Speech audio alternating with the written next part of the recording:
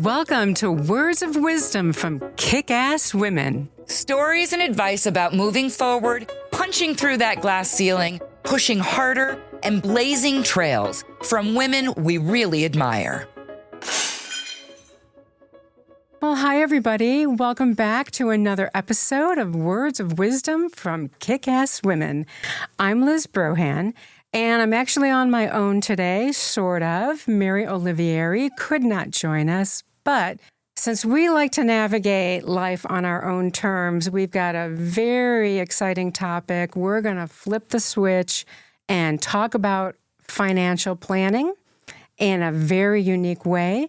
So I am excited to have a very special guest host with me who's going to join in on this conversation so we can make it all clear to everybody who's listening.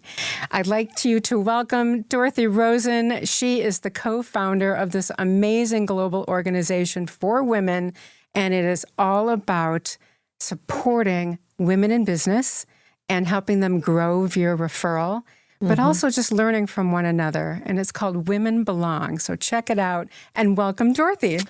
Thank you, Liz. Liz and I go back, way back. We were trying to figure out how many years just now. And she was always my favorite creative person to work with. Oh. Well, I should say one of them. There you go. Anyway, yeah. There we go. Hey, as long as I'm there somewhere in the top. You're in the top two. The top few, I'm good. The top two. Yeah, absolutely. So, you know, one of the things that we're going to do today is we're going to tackle financial planning, right? And being able to really take more control, which is important to all of us, and really do it in a very different and unique way. So I'm excited to also introduce our guest today. This is an individual. Her name is Randi Lynn Quigley. And she has a very unique take on how all of us should be managing our finances for wealth growth, you know, and she is a wealth strategist. So I'm super excited to have you with us today, Randi. Thank you so much for being here. Yeah, thank you guys both for having me. I'm super excited to talk to you guys about this. I don't feel like enough people know. So this opportunity is exciting for me. It's a huge issue.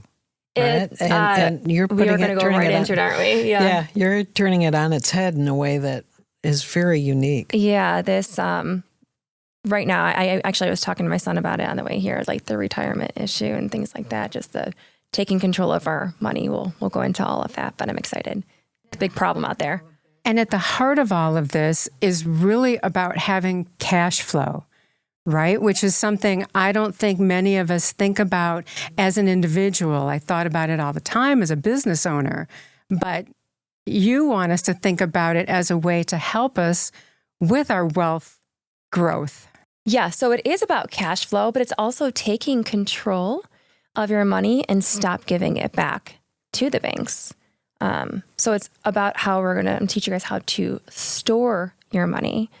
So where we allow it to grow for us, like literally to the day we die, and be able to recapture the interest that we normally would be giving to a bank. So we essentially become your own banker.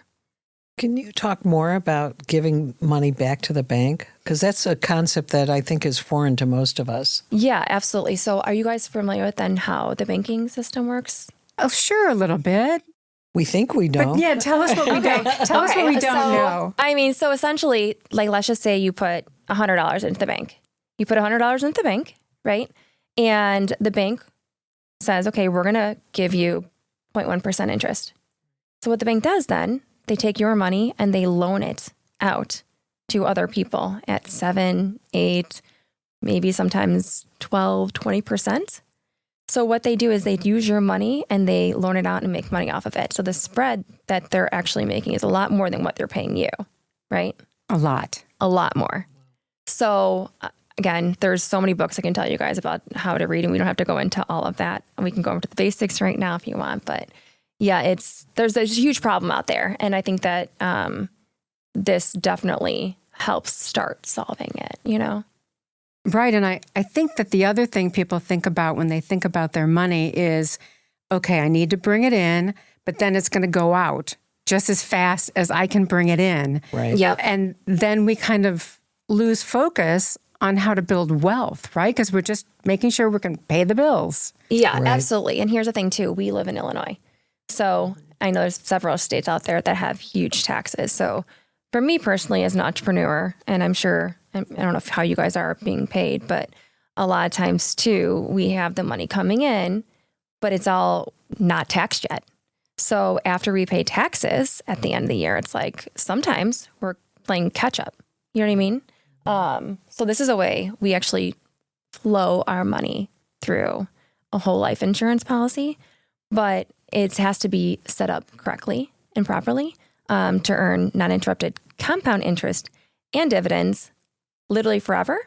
And again, if you want me to explain how it works, I'm jumping right into it. I just kind of like dive in and Let's talk about it. back I'm up so excited. and do this from the very beginning because we're all going to want to take notes. Yeah. Tell us, we're It's just talking crazy. about infinite banking, correct? Infinite banking. And yes. I don't know very much about it, so I'm dying to learn today along with everybody else. So yeah, start at the beginning. What's the basic definition of that? Basically, infinite banking is utilizing a pure whole life insurance policy.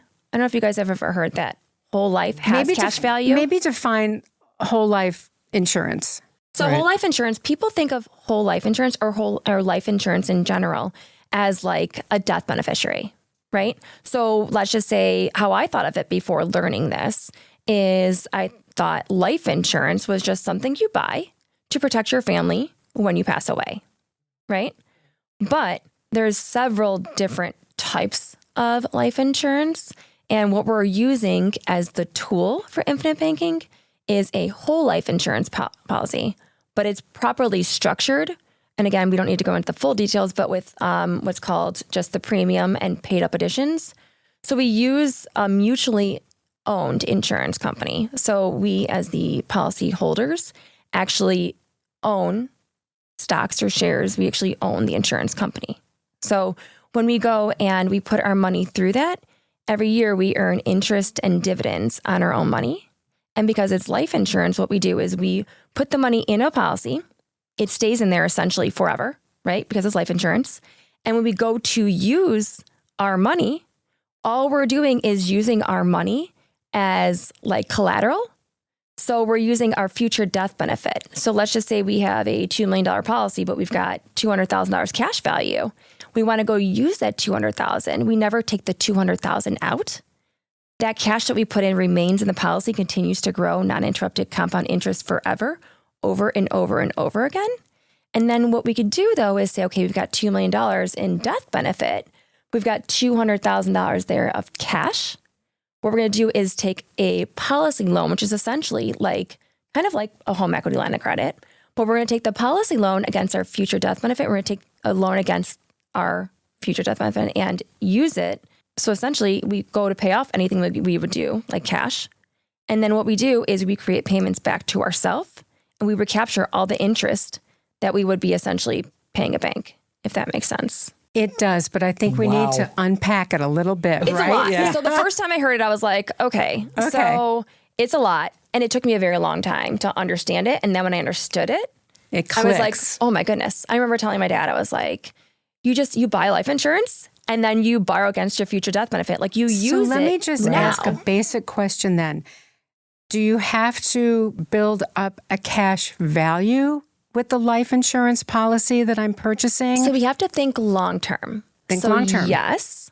But because we are properly structuring it from the beginning, depending on how we do it, we're going to have cash value from the beginning because our premium will include part of it will be cash value. So it's usually like it'll be premium plus what's called pay up additions, which comes into the one payment that we make to ourselves. So we're going to have cash value from year one already. From the day we put it in there, we're going to have cash value accumulating.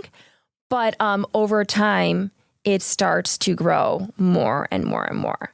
Now, I've had clients who just put money in to try to use it because they want to I have someone who's going to be buying windows from it. And they're like, okay, well, what can we do? We want to buy windows by the end of the year. How do we structure this? But what when it comes really beneficial is if you're going to use it to you're growing your money. And if you're going to use it for an investment or retirement or something like that, a little bit more longer term range was where it really Is there a gets formula beneficial. for that? Is there like amount of time that you might want to wait before you started borrowing? It's so I always tell people, like, I can explain the basics of it, but then if we dive really into how it works, it is so universal. We can use it for so many different ways. It's one of those things we probably should have like a one-on-one to actually go, because you can use it within 3 years. By the time, if you're using it for infinite banking, you really should be using it by year 5, year 7 at max. Like, you really need to start using it to really start retaking the banking function. You know what I mean? Because if you're going to have cash value, you're going to want to some people that is short term. You know, is 3 to 5 short-term. Yeah. Yeah. goes like this. Right. Right. Yeah. I mean, you It could went use by it already. Wait. Yeah. Yeah, you can use it right away though too. So for instance, I'll explain like how when I first learned about this, I essentially buy my cars cash now. Okay. So for instance, they're like, okay, well, I remember we were going to an event and the guy said, who I learned it from, was like, okay, this is infinite banking, and explained it. And I thought, we're okay with money right now. We're good. Our house is essentially paid off. I don't have car loans. We really don't have debt. I'm good. Like, I save up cash and I buy it off and we're good. Like, I don't need it, is what I thought, you know?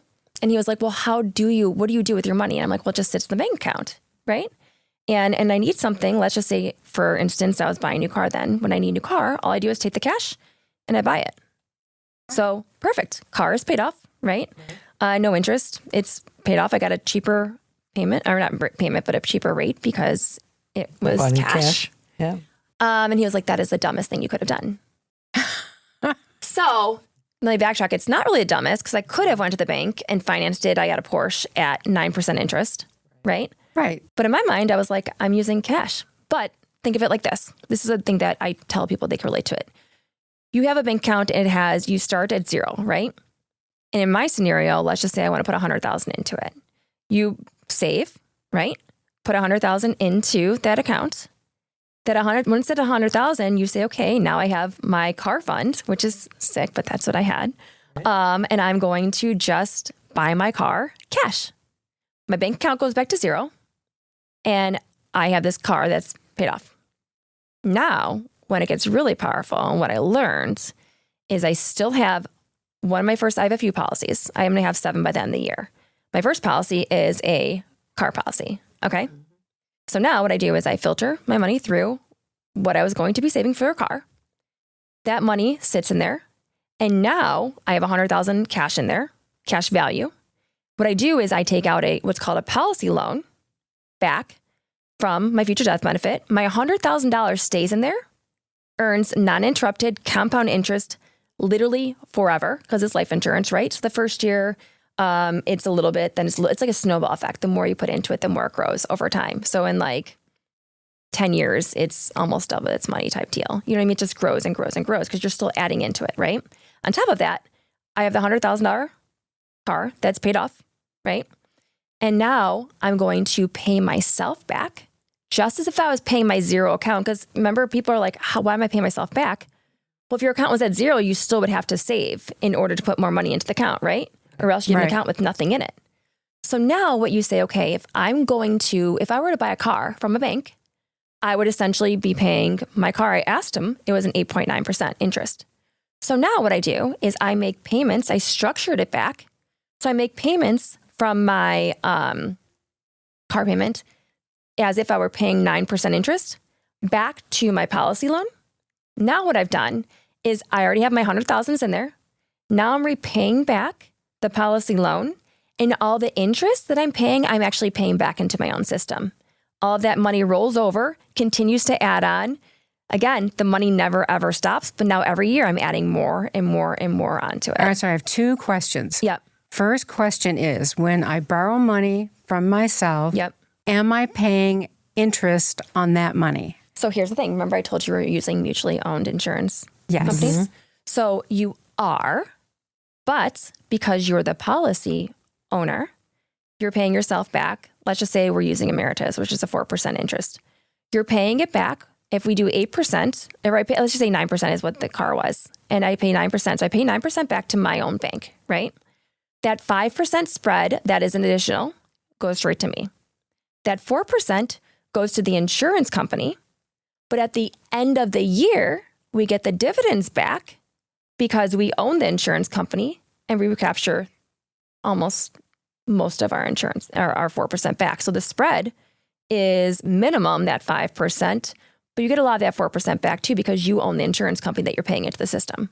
And then you get dividends on an annual basis. Dividends on an annual basis. And are you reinvesting those? So what we do is you can do whatever you want. So you can go ahead and you can take it out. It's blowing my mind. So what we suggest I told you we needed to take notes. It is crazy. So it's really, really crazy. And this is where it's like, I can talk about this forever, but like you take let's just say you got dividends of 1 year of, I'll just say easy math, the $10,000. Okay. With that $10,000, you can take it out. You can you can use it for your insurance premium, or you can just add on and buy additional insurance. Okay. So we roll it $10,000 payment. What we suggest doing is rolling that back into our own system and buy more life insurance with it. Buy a different policy. Because when we're doing that, no, you don't buy a different policy. Oops. You add on. You can do a different policy after, but what you do, you take that dividends and you roll back into, and it goes right back into your system. So now that 100,000 is 110,000 plus the other 100 you put in the next year. So, or all the interest, everything just goes back in there.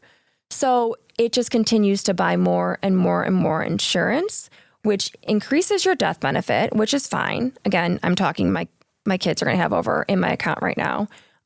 My basis of last year was I bought a $10 million policy. Now my account is, by the time I'm 65, should be well over $20 million. Don't get too excited, my son's here, that you're not going to get $20 million. But will you marry me? You have more kids than I have 4 kids. Well, okay. Yeah, so this is where That's still lovely. So the money goes, it turns back into the account, and that continues to grow. The reason why we want to do that is because we teach people, why spend your money before you grow it? Like we're teaching people how to grow their money with non-interrupted compound interest and dividends. And then when you want to use it, if you want to use that $10,000, flow it through the policy first and then take a policy loan out, because the idea is to pay back your loan, but God forbid something happens and you can't. No one's going to be, you own it. That was my other question. Yep. Do you have to pay back the loan? So Nelson Nash is, I would say, the founder of, when you hear me talk about Nelson Nash, or you start reading about this, he's the founder of what's called the infinite banking. So he's the one who made up the name infinite banking. It's been a long time. Now for all of our listeners, say that again. Nelson Nash. And how long has this been in? This has been around for over 100 years, well over 100 years. I'll go into case studies of people who have used it, but you just don't know about it. There were some famous people. There are. Like Walt Disney and J.C. Penney. J.C. Penney. So she can tell us about those in just a minute, folks. Yeah. Oh my goodness, I could talk. This is going to be like a 7-hour podcast. Get some popcorn. Yeah, for real. So essentially, what Nelson Nash says, if you read the book, it's called Becoming Your Own Banker. It's 92 pages. It's very short. But he talks about don't steal the peas from your own business. So essentially, if you're borrowing from your own account, you can, because you own it, you can just say, really, I've got a $2 million death benefit. I borrowed $100,000. I'm not going to pay it back. Okay. Now your $2 million, when it gets paid out to your beneficiaries, will just it'll get paid out subtraction of whatever your policy loans are. So do you have to pay it back? Really? No. But as Nelson says, you don't want to steal from yourself. So you want to make sure you pay it back, because you're going to be either saving in a bank account or saving back into your own system and recapturing it. So you don't have to. The goal is to, because when you want to use the money again, it's going to be there and it's going to grow essentially at the same time. So you told us that you had a policy that you pretty much reserved for purchasing cars, yep. Every 3 or 5 years, whatever. Yep. What else would we take out a policy and kind of put into? I'm thinking investment properties so right now. many different ways, right? yeah. So I've got my car fund that I still have, because I'm bad with cars. That's the one thing I'm really, really bad with. Last year I had 5 cars. So I don't keep them all. I keep it and I drive, but I'm a real estate broker also, so I drive a lot. So, and I'm in my car, it's my office. So that was my car fund. So I tell people, and I'm like, don't worry, you don't need a car fund. If that's not your thing, you don't need it. But the other thing, I personally, my second policy then I did, so I told you I'm going to have 7 by the end of the year, is the second policy is for taxes. So because I actually, I am a 1099 employee of all my businesses. Whatever I get in my taxes, I've put aside 30% anyways. That was going into a second bank account. Now that 30% is just transferred into an account. So my goal is to teach people how not to pay taxes. And don't worry, I'm doing it legally. But how not to pay taxes. But if we need to, the money is there. Okay. So that money is just sitting in there because at the end of the year, again, that's a whole nother discussion. I have a background in finance and accounting too. I went to school for that.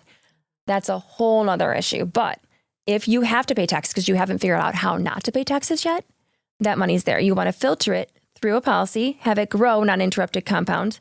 And that way, if you do owe taxes, it's sitting in there, but you're putting it to work first. Third policy I have is for investments. So literally just another savings tool that I have money set aside that I was, again, not using. It was just money for another account. That is where it gets really powerful. The money I have is growing an account, right?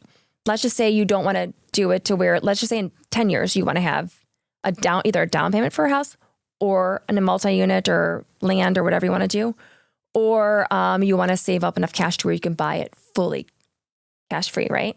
So with that being said, like what I'm doing for one of mine is there's a property in Cape Coral that I want to buy, and I have the money saving in there. My intention with that one is to take a policy loan off of it once it gets to the amount that I want, right? And then buy that investment cash. And then with that money, that income that I'm making, I'm going to repay the policy loan.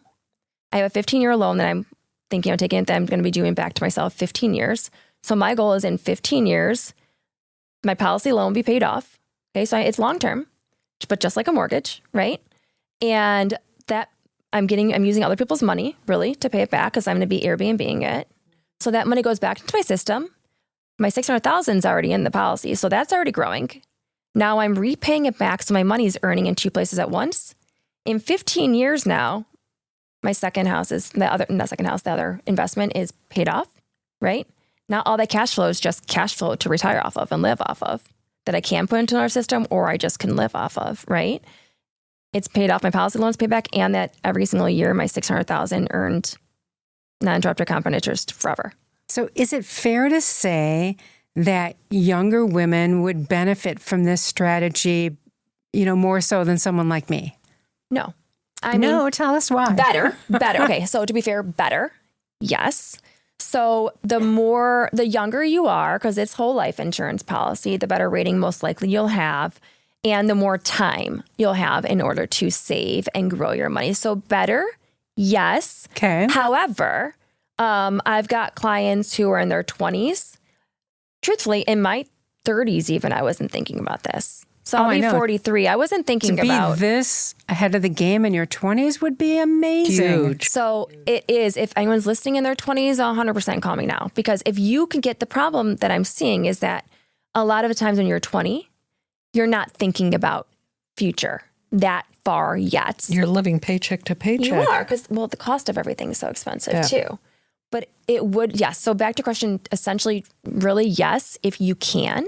Think of it, even if you do a $200 extra a month into a policy, like that's life-changing right there, right? But it still is very beneficial for everyone. I've got a client right now, he's 73 years old, and he's just getting into the infinite banking process right now. He's just starting his policy. Now he's 73, so he's writing the policies on his kids and grandkids. So he's writing it on them, but he's the owner and he's taking the banking function. But when he passes away, the money then will go to his family. Does that make sense? Yeah, it makes sense. And it's actually kind of brilliant. So you don't have to run the policy on yourself. Right. Like if you're like, I have another client too yesterday. I'm talking to her and she's like, I have a lot of health problems. I just got diagnosed with cancer, but she makes good income. And she's like, what do I do? And I'm like, well, what about a husband? Do you have a business partner, any kid? And she's like, I have a son who's 21. I'm like, let's run it on him. So we're going to do a policy on her son and her husband because she can't, but she's the one with the income. And she can't because her this life insurance, she won't qualify. But because she takes out the policy, she can also utilize the money in the policy. Yep. So she can take money out of those policies? Yep. So she owns the policy. She controls the policy. But she's not the beneficiary. Well, she could be the beneficiary, actually. She's just not the person who's insured. Okay. But you need to have insurable interest in the person. So it needs to be a spouse. It needs to be a business partner. It needs to be blood related of some kind, if not even blood related to, like I probably couldn't do it on my grandpa if I showed that I have no insurable interest with him. And you've set one of these up for each of your children? So right now I'm in the process of getting him set free for the children. Yeah. So that's the 7, 3. And then my husband is still, he's a farmer. So he's so used to being like, we've got our farm operating like we pay it off, we buy land, and I'm like, I know, but we pay so much to interest. So we're getting him because we have 2 other policies that we have already. So technically I have 7 I'm going to have 7 that are used for infinite banking and then 2 other life insurance policies. He has one on me and I have one on him. But this is different because what we find out is the need for financing your life and for retirement is much greater than the need for death benefit. Death benefit grows by default by using the system. But honestly, I've got by the time I'm in 20 years, I'm going to have over $20 million easily of money out there for when I die. Death benefit. And death benefits and my investment portfolio. And so for me to grow, that's exciting.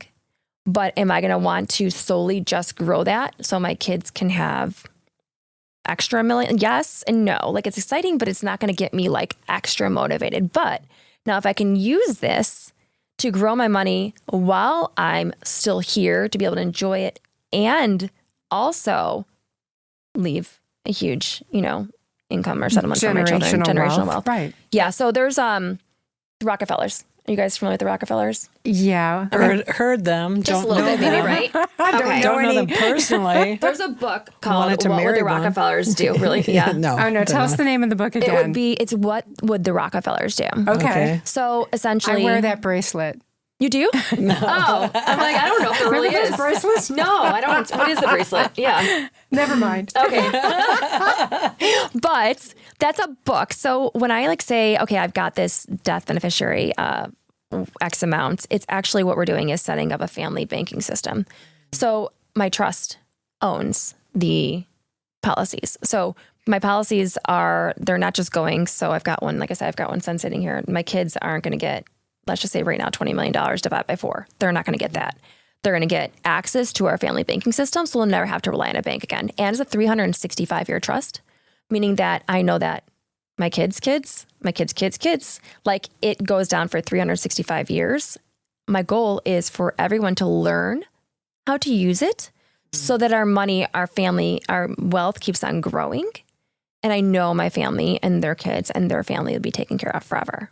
Well, I like what you just said, that step 1 is just learning how to use this system, for lack of better words, right? Yep. So, and I know everybody loves a great story like the Rockefellers of someone that they can relate to. So tell us about the success of either Walt Disney or So we'll go over JCPenney. one. Walt Disney is a classic one that we all know Disney. I mean, we know JCPenney, but Disney, for some people probably don't even know who JCPenney is. I don't know if there's that many JCPenneys anymore. Yeah, let's just start with Walt Disney. I think everyone knows. I don't know if these younger kids even know what JCPenney is anymore. Yeah.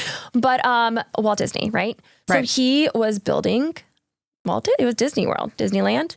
And he started off with one, he was getting denied of all these loans, but he had all of these, a few different whole life insurance policies. And he actually borrowed against his future death benefit to start and grow Disneyland at Disney World. Good for him. No, not until I met Randi. Idea. It's crazy. So when you start digging into it, there's so many stories like that. Again, Ray Kroc with McDonald's did it. Now the Rockefellers we talked about the Rockefellers, but they didn't necessarily grow, start their wealth with it, start their business like these other ones did, but they held on to their family wealth and grew that with life insurance, with infinite banking. So yeah, it can be used in so many different ways. Given us some really great references. I mean, obviously you're a font of information about how to do this and how to do it successfully. You've already given us one book that we could go. What else should we be looking at? Because I think all of us should research this topic tonight. Absolutely. Yeah. I mean, honestly, like I'd love to talk to anybody about it. There's just, and here's the thing too, unfortunately, with anything, if you go to search it and Google it, you got to be really careful on what you Google and what you search. So anyone who's talking it, there's a lot of people out there who are claiming to do it, but they're doing it, I would say, in like a sexy way, but they're doing it transactionally to try to make money off of it, but they're not teaching and educating it properly. Does that make sense? I think a cautionary tale is very, relevant. Right. So I would say that anyone who's doing it, make sure that they're affiliated with the Nelson Nash Academy, which is the Infinite Banking Institute, which is okay. Nelson So Nash. now we know. It just needs to be someone who actually is practicing it the way Nelson Nash taught us how to do it. That's great advice. How did you fall into this? So as I told you guys before we started recording, I'm a performance coach with Grant Cardone. So I work with Grant Cardone and his clients with business coaching. And one of my fellow business coaches, his primary business was infinite banking. So I met them at one of our conventions for our coaching in Miami. And again, I heard it, came home, and I was like, this is so exciting. And I talked to everyone about it, and everyone was like, yeah, no, heard it, but there's no way. It's too good to be true. And a part of me, like probably some listeners are probably like, it does sound a little bit too good to be true that you can grow your money and it's liquid. You can use it. Oh, I didn't even go over. It's also tax-free. So the growth is tax-free. So if you're going over and talking about retirement, right? So the dividends, let's just say the way we're growing it, my policies, my goal is to have several $100,000 in just dividends coming in every year. By the time I would retire, which again, I probably won't ever retire because I love it so much. But you can use that in retirement years or anytime. But I'm just thinking if you were to use it in retirement and you're never using your own money, you're using your future death benefit money and the insurance's money. So even if you were to use it and at that time, if you're retiring for retirement and don't pay it back at that point. That was my next question. If I wanted to use it for retirement, would I have to pay it back? You don't. At that point too, Excellent. if you're going to be like, okay, I'm going to use this for retirement money, your money's still growing, right? But if you don't have other income coming in and you just want to live off of that. Now, my goal is to teach you guys again how to have different kind of investments that would actually producing cash flow so you can live off of that, but also have access to your dividends or whatever. But you don't have to pay it back. And because you're not using your money, it's not taxable because you're never really using your cash. And then when your beneficiaries get the life insurance policy, when they cash out or the trust or whatever, it's transferred tax-free. Okay. All right. I think my mind just went, I think everybody's mind did. I just wanted to tell the listener, hang with us on this one. We know it's heady. We know it's got a lot of layers. I won't even use the word complicated because I think you do a great job of explaining it to all of us. But I love that there's resources to go and check out, but just, be very careful about your research. Yep. I would stick with the Academy you just told us about. Yeah, their Academy. There's a podcast called the Infinite Banking Initiative, which is Nelson Nash's. Great. It's another Nelson Nash property. It's one of the podcasts that specifically only interviews infinite banking practitioners. That's great. This is so exciting. It is very exciting. I'm thinking about things like my brain is...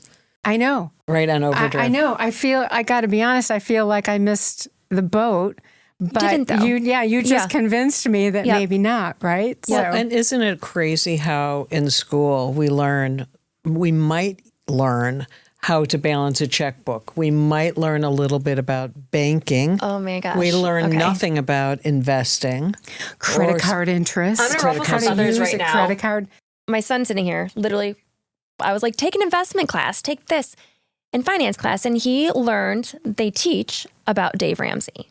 And again, now that I've learned about infinite banking, and I do not agree with Dave Ramsey at all, because his stance is literally save, reduce your life spendings, pretty much just save and spend less. And that's what it is. Easier said than done, right? Because the cost of living, all of that. I think that's a scarcity mentality. Scarcity. Isn't it? Like, we want to teach people how to grow your money, how to still grow it and still live the life you want. Now, don't overspend, but how do we grow it and how do we use it to invest and to grow it in two places at once? Like, it's a whole different level, right? How not to rely on the government, which is a whole nother topic, which I won't go into, you know? All right, I wrote it down. I mean, we can talk about that. We'll tackle it next time. We'll tackle it next time. If you guys want to know, there's The Creature from Jekyll Isle. It's a 600-page book. If you guys are ever interested how the banking system started. The Creature of the Jekyll. Federal Reserve is nothing to do with, so just, I won't go into that. Nothing to do with the government. It's Tell us the name of the book again, though. The Creature from Jekyll Island. Jekyll Island. Yeah. Got it. Jackal or Jekyll? Jekyll. Oh, Jekyll, like Jekyll and Hyde. Yes, Jekyll. Jeckle. It's a 600-page book, but it's easy to read, and you're glued because it goes into how the banking system. It was literally partners like J.P. Morgan, Rockefellers, like people who owned the banks, and they were so sick and tired of battling against each other for business, so they created the Federal Reserve in private, in quiet.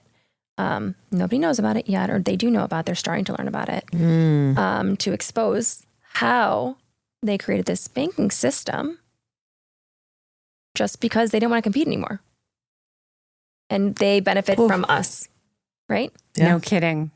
This has been a fascinating conversation, honestly. And I don't want our listeners to ignore this. This is what actually the mission vision is for this podcast. You know, it's women helping women and women giving really great advice, even when it sounds like it's a new concept and it might be difficult to wrap our heads around. So listen to it twice. Right. Right? And I'm just so grateful that you've been here to explain all of this to us and giving us a bunch of resources to go take a look at.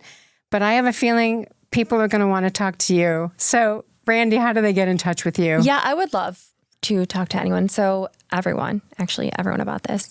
So a few ways. If you go to Randi Lynn, so RANDILYNN.info, it's literally like a one-pager on everything we've just talked about. On that is a link to book a 101 strategy call with me. That's probably the easiest way. Or you can go to my Instagram, which is just Randi Lynn Quigley. So Randi with an I, LYNN, and then QUIGLEY. Simple. Oh, gosh. Wow. Thank you for all of that. Yeah, this has been such an eye-opening conversation, you know, and anytime we can learn about how to build our wealth, you know, and grow financially independent, which is really, you know, at the heart of what you're talking about. Yep. That's an amazing conversation that we just want to bring to light. Because I don't think, to Dorothy's point, I don't think we get to talk about this stuff enough. No, I think we are brought up to be stupid about this stuff.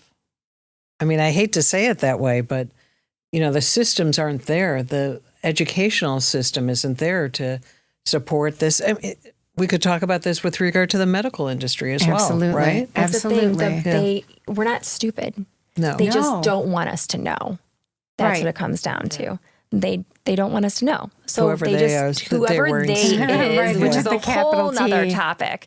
Yeah. But the education system shop, because they keep us filtered and sheltered just like the news. We don't know what to believe. And now it's even worse with AI. Yeah. I love AI, by the way, but it also can have the negatives of you don't know what to believe anymore, right? No, I think all of those. So they just don't teach us. Yeah, I think all those cute dogs on Instagram and on Facebook are real.